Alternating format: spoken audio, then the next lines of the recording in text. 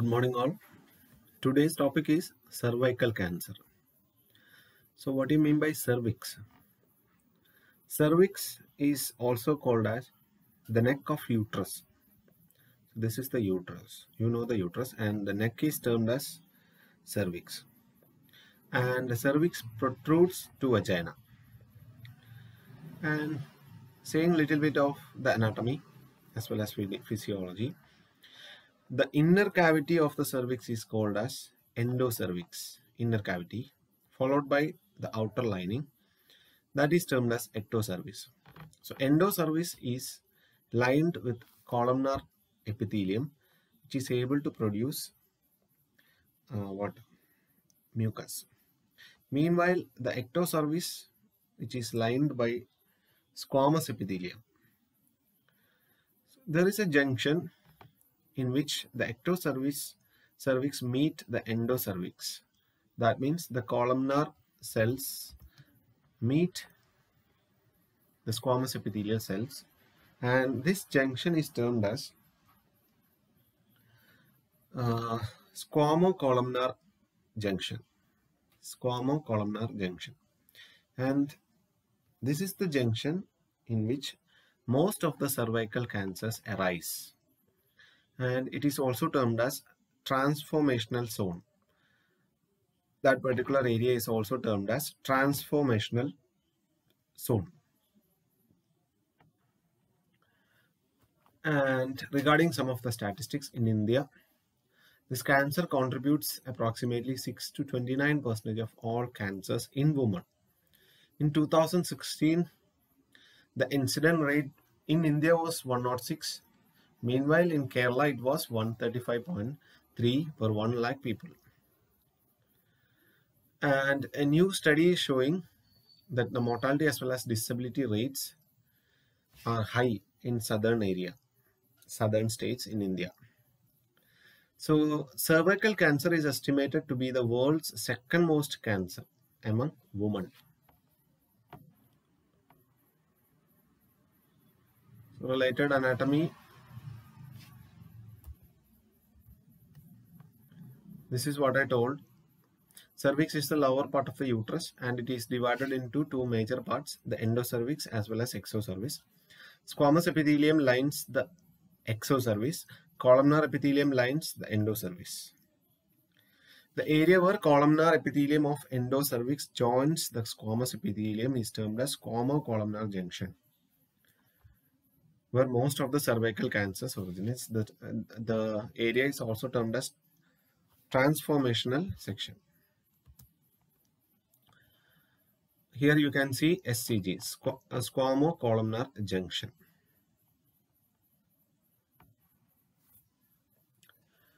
So cervical cancer begins with neoplastic alteration in this junction, and it will followed by abnormal cells production, which can progress into full thickness, which involves progress into involvement of full thickness of the epithelium.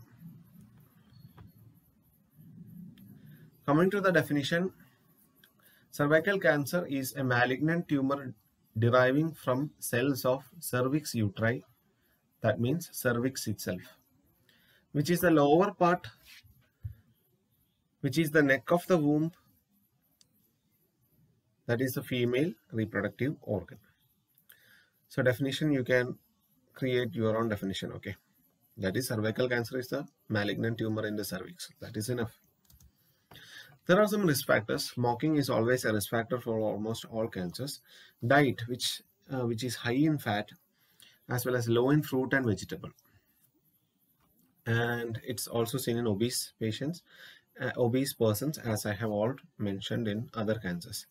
Oral contraceptives.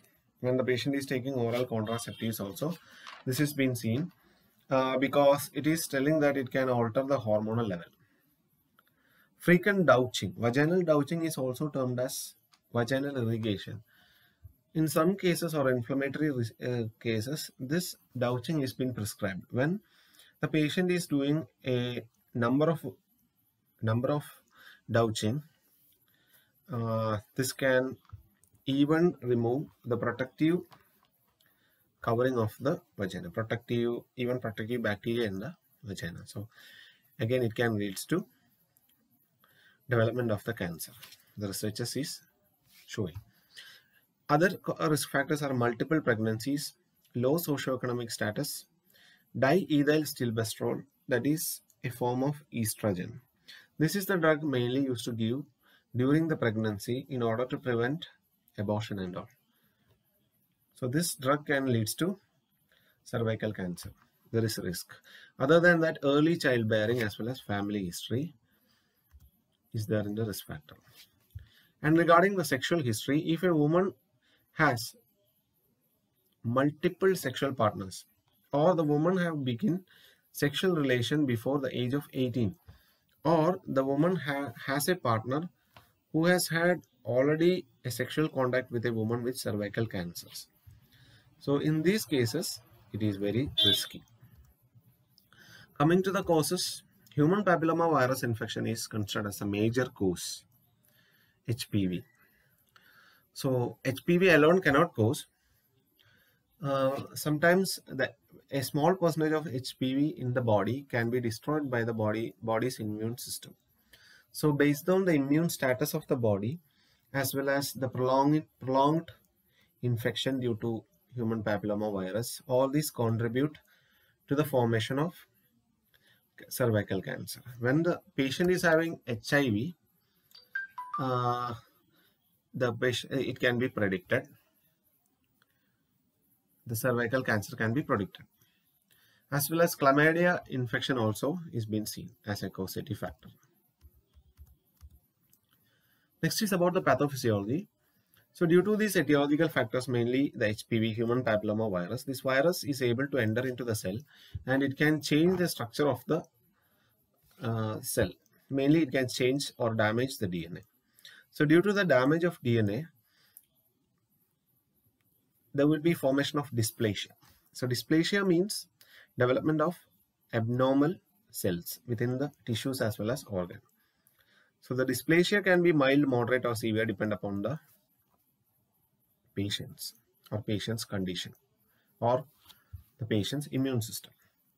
So when there is dysplasia, it can lead to the formation of cancer, and later it can spread to other area. So spread by direct extension to vaginal mucosa as well as pelvic structures can occur. Otherwise, lymphatic spread is also seen. So cancer mass can compress the vein in leg and it can lead to edema also. Metastasis is also seen in this.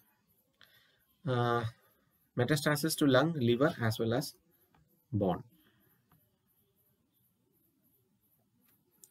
There are some classifications: cervical intraepithelial neoplasia, squamous cell carcinoma, benign tumors of cervix, mixed carcinoma, microinvasive squamous cell carcinoma, as well as neuroendocrine carcinoma.